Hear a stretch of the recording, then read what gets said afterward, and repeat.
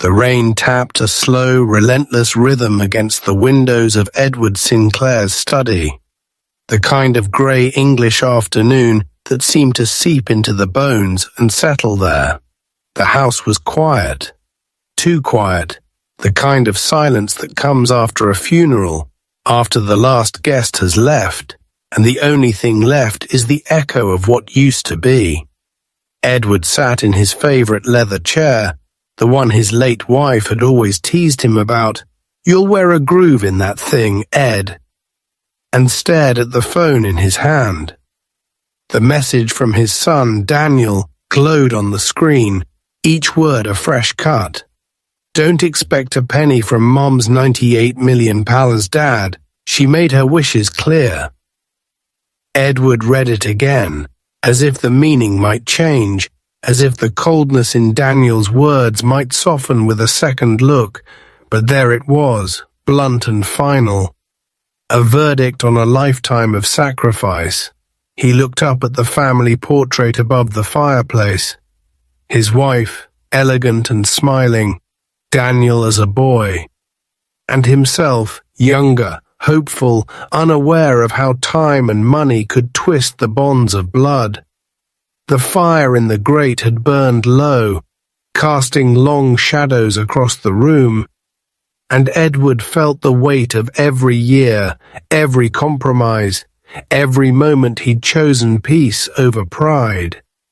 He remembered the early days when he and his wife had built their fortune together, brick by brick, late nights and early mornings, the thrill of risk and the comfort of partnership.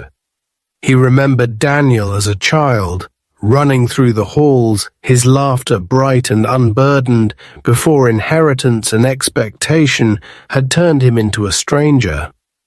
Now the house felt like a mausoleum, each room a monument to what had been lost.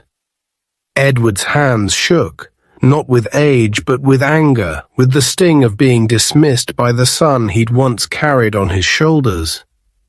He set the phone down, the message still glowing, and stared into the dying fire. He would not beg. He would not plead. He would not let Daniel see him broken. Instead, he let the silence settle, let the pain sharpen into resolve. He stood, moving through the house with slow, deliberate steps, touching the banister he'd polished, the books he'd read to Daniel at bedtime, the kitchen table where they'd once shared Sunday breakfasts. He poured himself a glass of scotch, the amber liquid catching the last light of day, and sat back down, the leather creaking beneath him. He thought of the will reading, just days away, and the way Daniel had strutted through the funeral, shaking hands, making promises, already spending money that wasn't his. Edward smiled, a small private smile, and raised his glass to the portrait above the fireplace. "You always said loyalty mattered more than blood," he whispered. "Let's see if you were right." The rain intensified, drumming against the glass, and Edward felt something shift inside him, a quiet, unbreakable resolve. He would face the will reading with dignity, no matter what it revealed. But as the wind howled outside and the fire flickered low, Edward made a silent vow. This story was not over, and Daniel had no idea what was coming. The game had changed, and for the first time in years, Edward was ready to play by his own rules. The days that followed Daniel's message were a blur of grey skies and restless pacing, the house echoing with the kind of silence that only comes after a great loss. Edward moved through the rooms like a ghost, his footsteps muffled on the thick carpets, his mind replaying every moment that had led to this rift. He found himself drawn to his late wife's study, a room he'd rarely entered while she was alive, out of respect for her privacy and the quiet sanctuary she'd created for herself. Now, the door creaked open on hinges that needed oil, and Edward stepped inside, breathing in the faint scent of her perfume, the lingering trace of lavender and old paper. The desk was neat, as always, a testament to her meticulous nature. But as Edward sat in her chair and opened the drawers, he found a trove of letters, journals, and legal documents, evidence of a life lived with intention and foresight. He read through her notes, her careful handwriting spelling out plans for the future, hopes for Daniel, and, to his surprise, concerns about the man their son had become. There were letters she'd written but never sent, confessions of disappointment, and a quiet longing for the days when their family had been whole. Edward's heart ached as he read her words, the pain of her absence sharper than ever. But beneath the sorrow he felt a flicker of hope. Among the papers he found a sealed envelope addressed to Margaret, the family lawyer, with a note in his wife's hand. For the will, open only at the reading. Edward's pulse quickened as he realized that his wife had left more than memories behind. She had left secrets, perhaps even a plan. He spent hours in the study, piecing together the puzzle, his mind racing with questions. Had she seen this coming? Had she prepared for the possibility that Daniel would try to cut him out? The thought was both comforting and unsettling. As the afternoon faded into evening, Edward sat by the window, watching the rain streak down the glass, and let the weight of the past settle on his shoulders. He thought of the years spent building the family fortune, the sacrifices made, the quiet ways he'd supported his wife's dreams and Daniel's ambitions. He remembered the first time Daniel had asked for help with a business venture, the pride he'd felt, the hope that his son would carry on the legacy with honor. But as the years passed, Daniel had changed, becoming sharper, more entitled, his gratitude fading into expectation. Edward felt the weight of every sacrifice, every unspoken hurt, pressing down on him. Yet beneath the sorrow, a new resolve was forming. He would not let bitterness define him. He would not let Daniel's greed erase a lifetime of love. The will reading was coming, and Edward was determined to face it with his head held high, no matter what secrets it revealed. As night fell and the house grew quiet, Edward closed the study door, the sealed envelope heavy in his hand, and made his way to bed.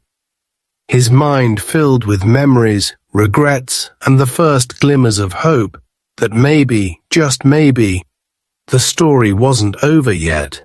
The days leading up to the will reading moved with a strange, heavy slowness, as if the world itself was holding its breath.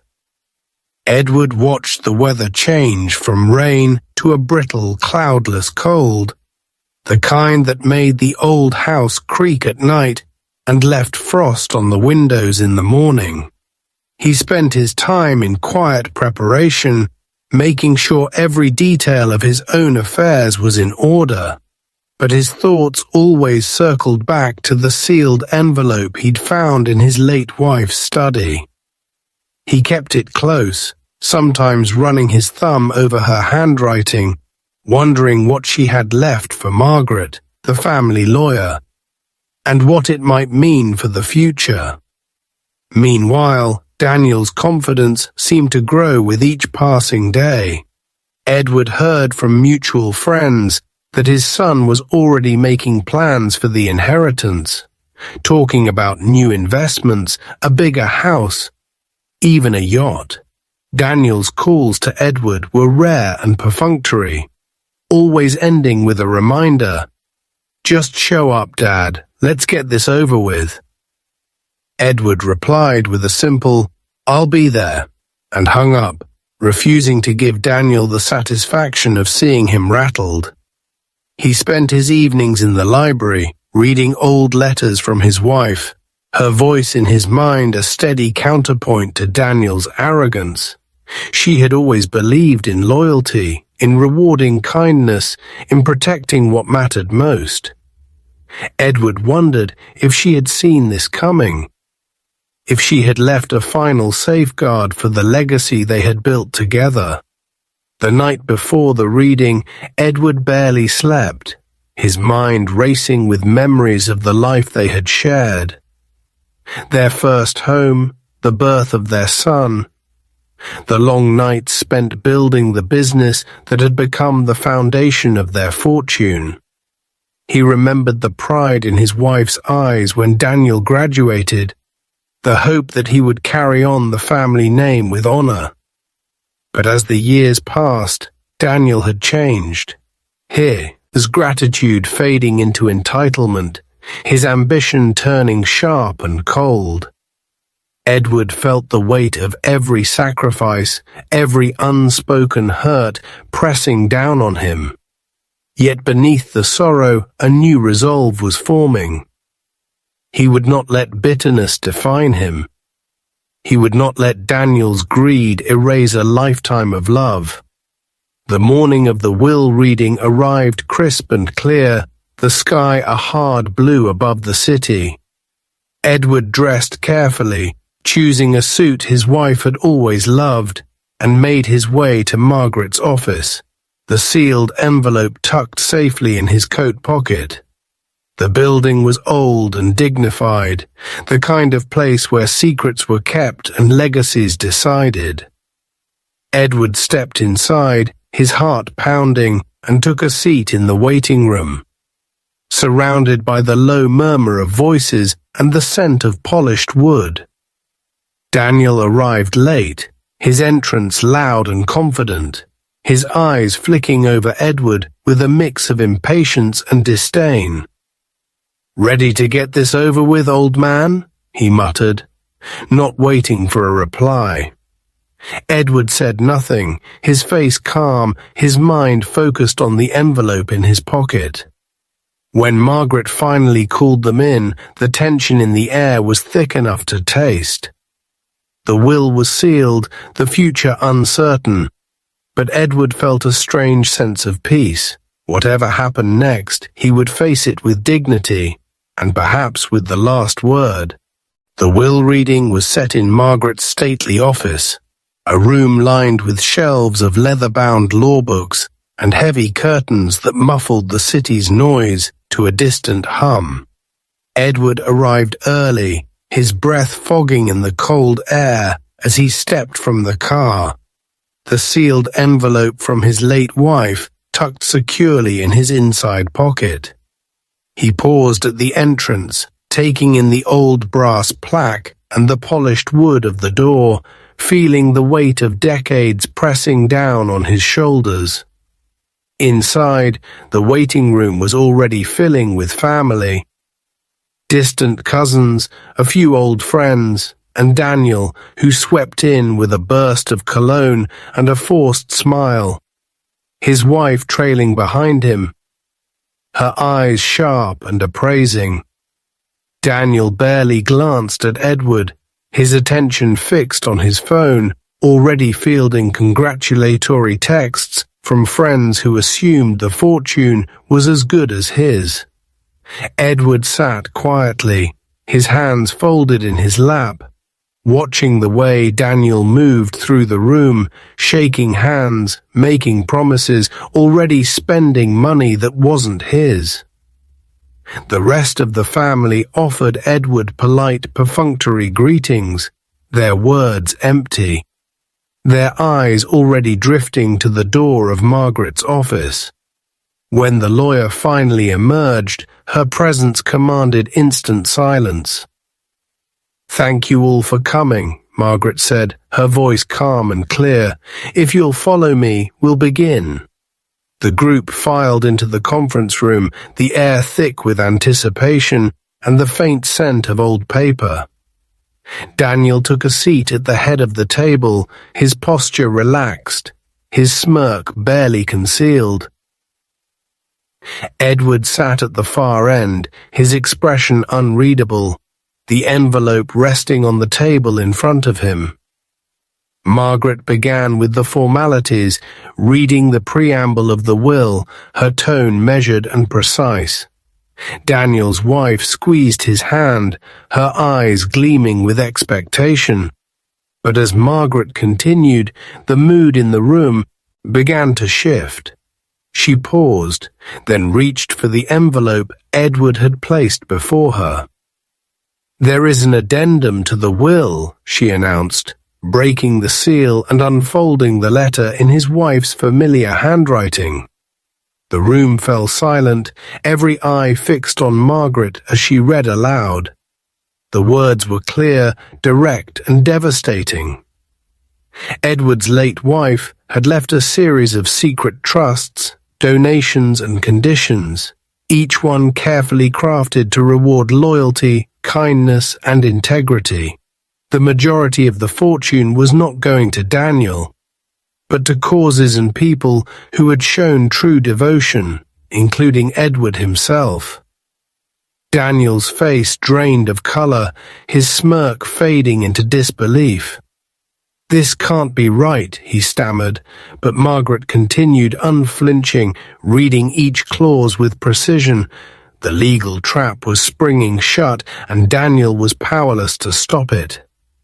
The rest of the family sat in stunned silence, the reality of their own roles in the drama dawning on them. Edward remained quiet, his dignity intact, his heart heavy but vindicated.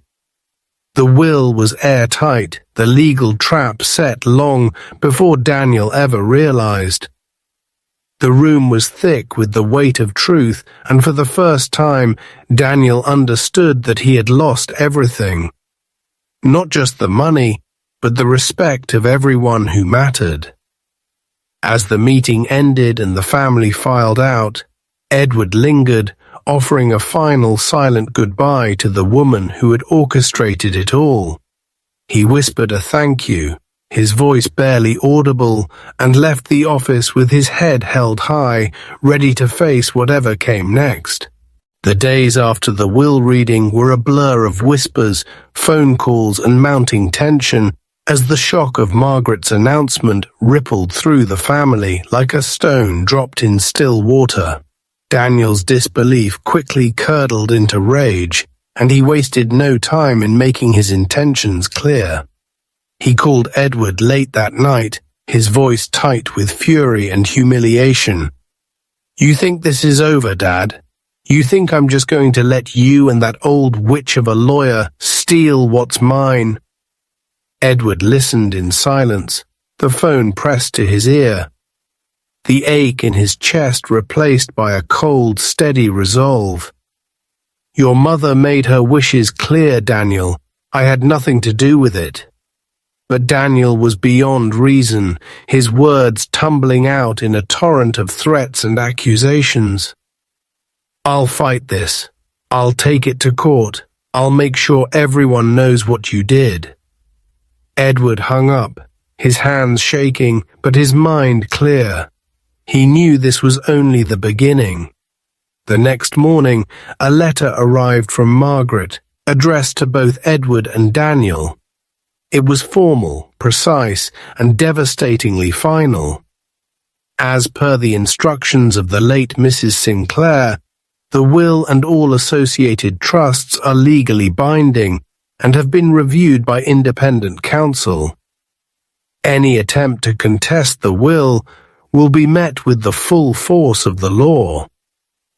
All evidence of prior gifts, loans, and support has been documented and will be presented if necessary.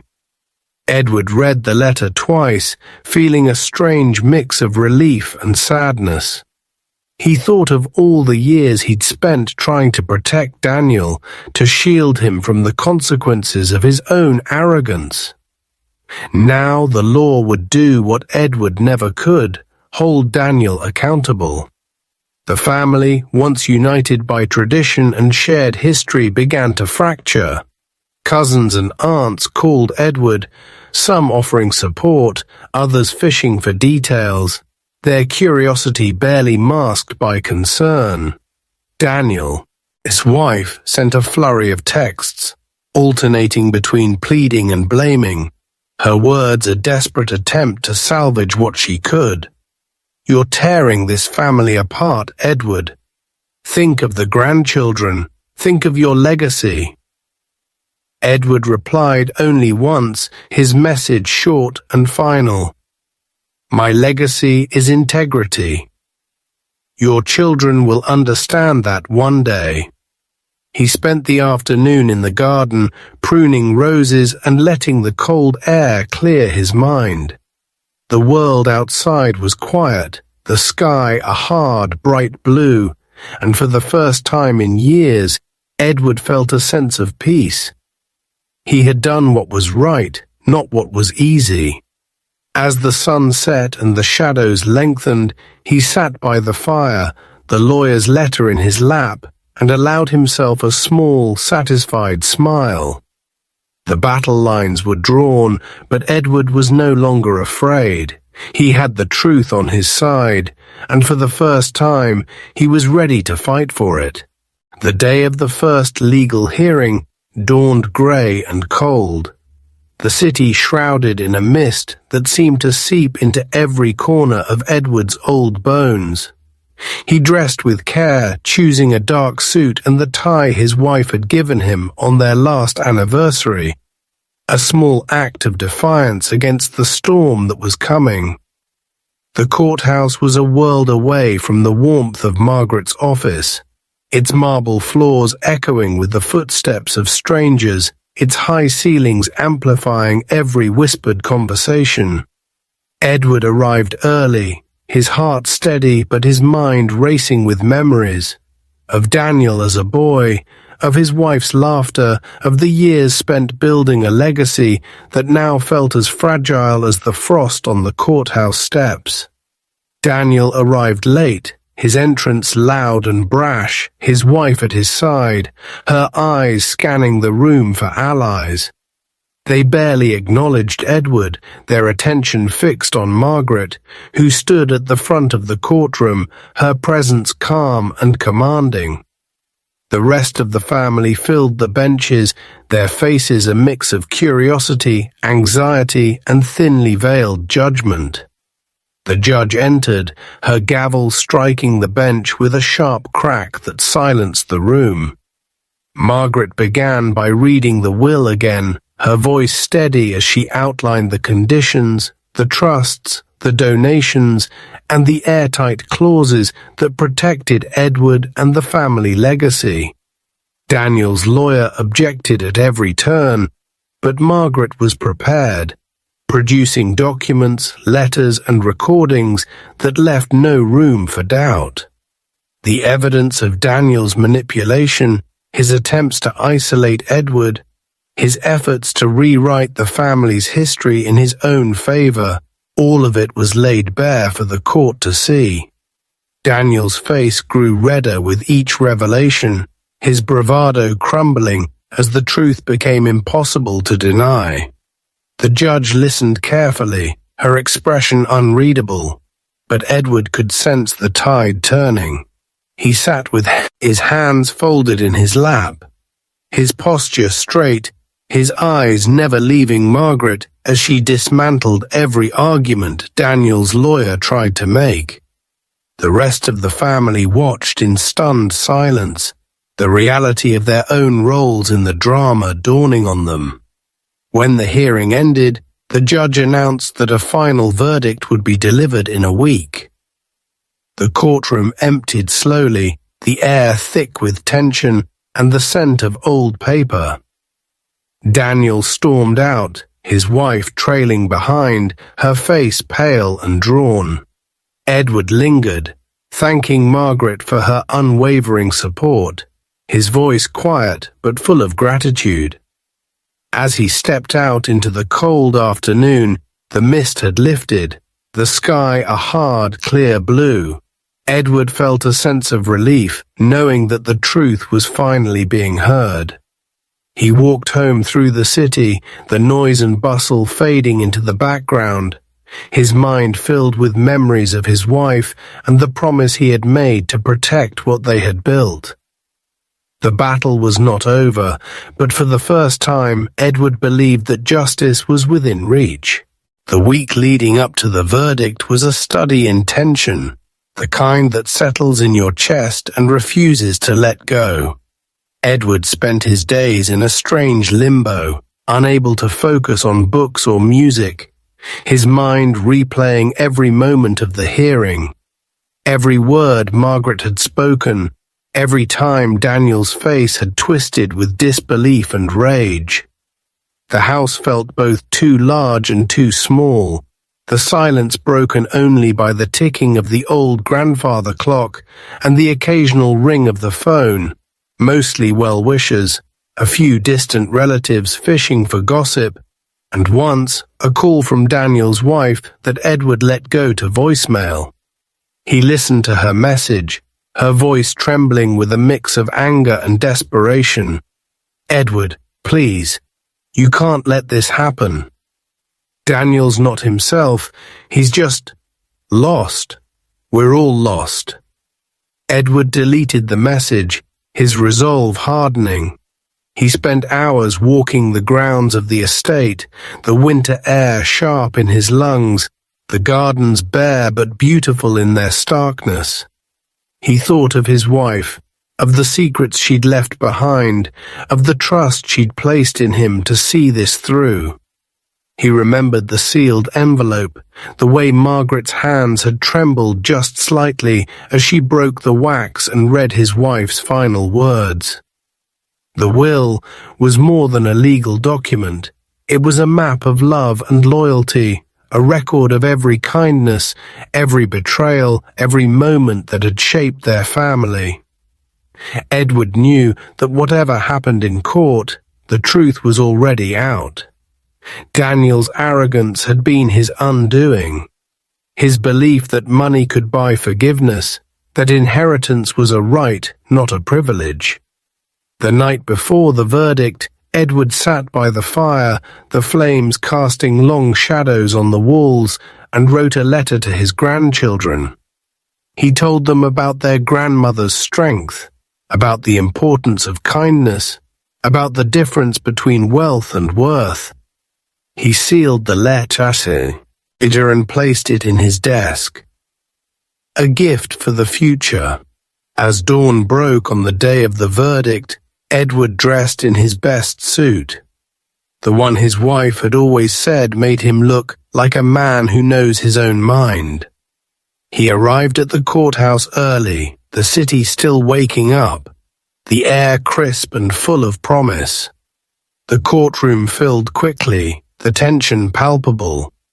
Daniel sat with his lawyer, his face pale and drawn, his hands clenched on the table. Margaret greeted Edward with a nod, her confidence a steady anchor. The judge entered, her expression grave, and the room fell silent. As she began to read her decision, Edward felt his heart pounding. His breath shallow, but his gaze never wavered. The truth, at last, was about to be set free.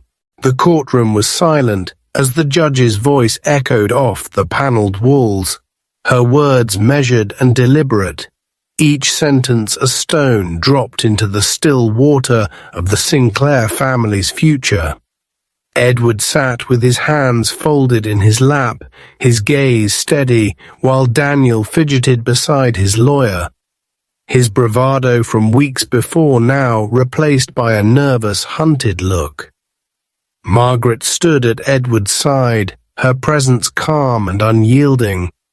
The sealed envelope from Edward's late wife resting on the table between them, a symbol of the secrets and strength that had brought them to this moment. The judge recounted the evidence. The will's airtight clauses, the secret trusts, the letters and recordings that revealed Daniel's manipulation and disrespect. The years of quiet support and sacrifice that Edward had given without expectation of reward. She spoke of the law's duty to honor the wishes of the deceased, to protect the integrity of a legacy built on love and loyalty, not entitlement. Daniel's lawyer tried one last time to object, his voice rising in desperation, but the judge silenced him with a look. The will is clear. The evidence is overwhelming. The court upholds every clause, every condition. The majority of the estate will go to the trusts, the charities, and to Mr. Sinclair for his stewardship. Mr. Daniel Sinclair's share is conditional and, as the evidence shows, those conditions have not been met. The words hung in the air, final and inescapable. Daniel's face crumpled, his shoulders sagging as the reality of his loss settled over him. The rest of the family sat in stunned silence, the truth of their own roles in the drama dawning on them. Edward felt a wave of relief and vindication, not for the money, but for the restoration of his dignity, for the validation of a lifetime spent doing what was right. Margaret squeezed his hand, her eyes shining with pride. The judges, concluded, this court finds no grounds for contest. The will stands. As the gavel fell, the room erupted in whispers, reporters scribbling notes, relatives exchanging glances, the story already spreading beyond those four walls. Daniel slumped in his chair, defeated, while Edward stood, his back straight, his heart lighter than it had been in years. He thanked Margaret, shook the judge's hand, and walked out into the crisp winter air. The city alive with possibility. The legal trap had been set long before Daniel ever realized. And now, with the truth laid bare, Edward was free, not just from the threat of loss, but from the burden of a son's disappointment. He walked home through the city, the noise and bustle fading into the background, his mind filled with memories of his wife, and the promise he had made to protect what they had built. The battle was over, and for the first time, Edward believed that justice had truly been served.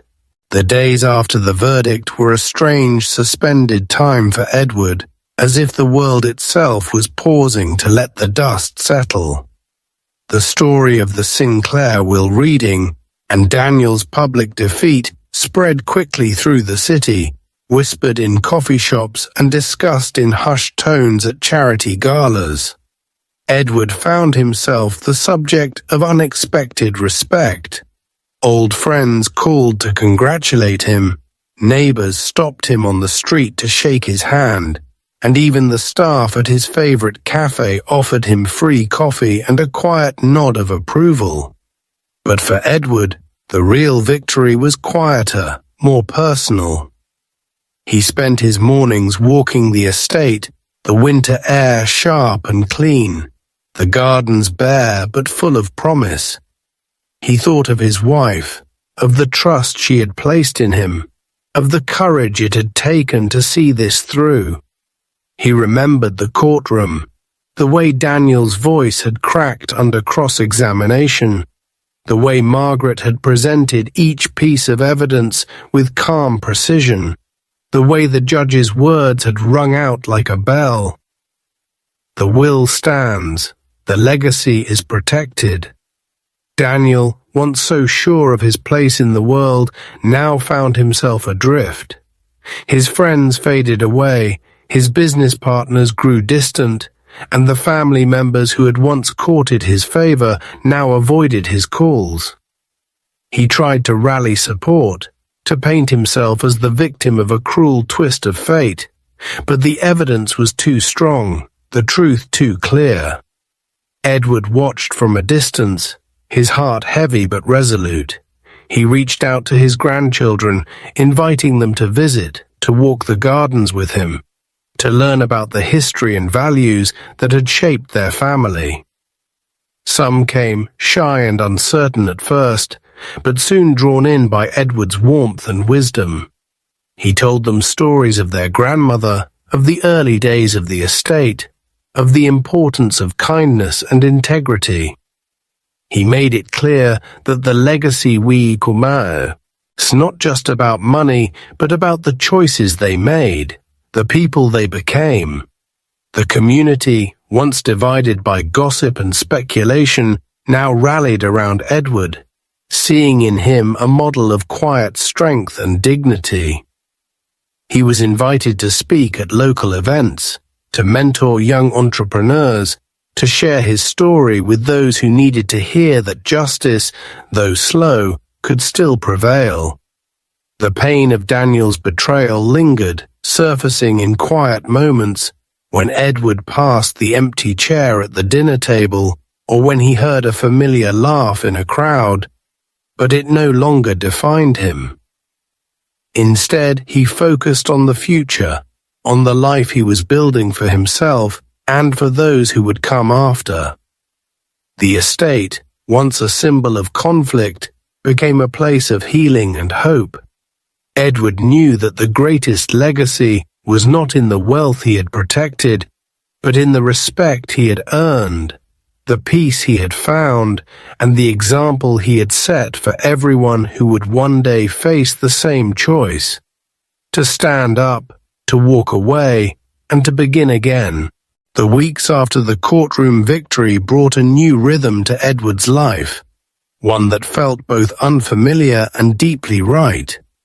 With the estate secure and the legal battles behind him, Edward turned his attention to the future, not just for himself, but for the community and the people who had stood by him through the storm. He met with Margaret and a team of advisors, carefully planning the distribution of the trusts and donations his wife had envisioned. The local hospital received a new wing in her name. Scholarships were established for underprivileged students, and the arts foundation she had loved was endowed for generations to come. Edward found joy in these acts of giving, each one a quiet rebuke to the greed and entitlement that had nearly torn his family apart. He hosted gatherings at the estate, inviting friends, neighbors, and even distant relatives who had shown him kindness. The halls, once filled with tension and whispered arguments, now rang with laughter and music, the air warm with the scent of fresh flowers and good food. Edward's grandchildren visited often, their curiosity and affection a balm to his heart. He took them on long walks through the gardens, teaching them about the history of the land, the importance of hard work, and the value of keeping one's word. He told them stories of their grandmother, her strength and compassion, her belief that true wealth was measured not in pounds or possessions, but in the lives you touched and the love you left behind. Daniel, meanwhile, was forced to confront the consequences of his actions. The friends who had once flocked to his side now avoided his calls. His business ventures faltered, and the respect he had taken for granted evaporated. He watched from afar as Edward rebuilt the family's reputation, his own bitterness growing with each passing day. He tried to reach out, to apologize, but the words always caught in his throat, pride and regret warring inside him. Edward, for his part, bore no malice. He had learned that forgiveness was not about forgetting, but about freeing oneself from the weight of anger. He welcomed Daniel's children, offered support when asked, but made it clear that the old patterns would not return. The estate was now a place of healing, a sanctuary for those who valued integrity and kindness. As spring turned the gardens to green and gold, Edward stood on the terrace, watching the sun set over the fields, and felt a deep sense of peace. The verdict had been more than a legal victory. It was a turning point, a chance to reclaim his life and his legacy. He knew that the true measure of a man was not in what he left behind, but in the courage to do what was right, even when it meant standing alone. As the seasons shifted and the estate's gardens burst into bloom, Edward found himself at the center of a new kind of family. One built not on blood or obligation, but on respect, gratitude, and the quiet joy of shared purpose.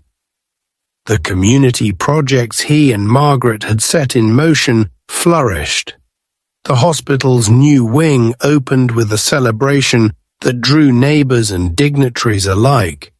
The scholarship recipients sent letters of thanks and photos of their first days at university, and the Arts Foundation hosted its inaugural concert in the estate's old ballroom, filling the house with music and laughter for the first time in years.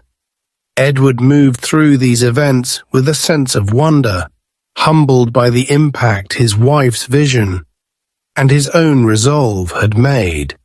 He became a mentor to young people in the village, inviting them to the estate for tea and conversation, sharing stories of risk and resilience, of mistakes made and lessons learned. The grandchildren visited often, their laughter echoing through the halls, their questions a reminder that the future was bright and unwritten. Edward took them on long walks, teaching them to plant seeds and tend roses, to listen more than they spoke, to value kindness above all else. He watched with pride as they grew into thoughtful, curious young people, unburdened by the entitlement that had once threatened to poison the family's legacy. Daniel, meanwhile, drifted on the outskirts of this new world, his bitterness slowly giving way to something softer, regret perhaps, or the first stirrings of humility. He came to the estate one afternoon, hat in hand, his eyes downcast. "Dad, I was wrong. About everything." The words hung in the air, fragile and uncertain. Edward looked at his son, seeing not the man who had tried to cut him out, but the boy he had once carried on his shoulders, the boy who had needed guidance and love. "It's ever too late to change, Daniel," Edward said quietly, "but you have to want it." They walked the gardens together, the silence between them no longer hostile, but full of possibility. Edward knew that forgiveness was a journey, not a destination, and that the true legacy he would leave was not in the money or the land, but in the courage to set things right. As the sun set over the estate, painting the sky in shades of gold and rose, Edward felt a peace he had never known. The new legacy was not just his, it belonged to everyone who had chosen to build something better, to everyone who had learned that the greatest inheritance is the chance to begin again. Summer settled gently over the estate, the air fragrant with roses and the distant hum of bees, as Edward Sinclair sat beneath the old oak tree that had shaded generations of his family. The world around him was alive with the laughter of grandchildren chasing each other across the lawn, the music of a string quartet drifting from the open windows of the ballroom, and the soft voices of friends and neighbors gathered for an afternoon garden party. Edward watched it all with a quiet, contented smile, his heart lighter than it had been in years. He thought back to the long, lonely winter that had followed his wife's death, to the bitterness and betrayal that had threatened to consume him, to the courtroom battles and the cold words from Daniel that had once seemed to close every door. Now those memories felt distant, softened by time and the healing power of forgiveness.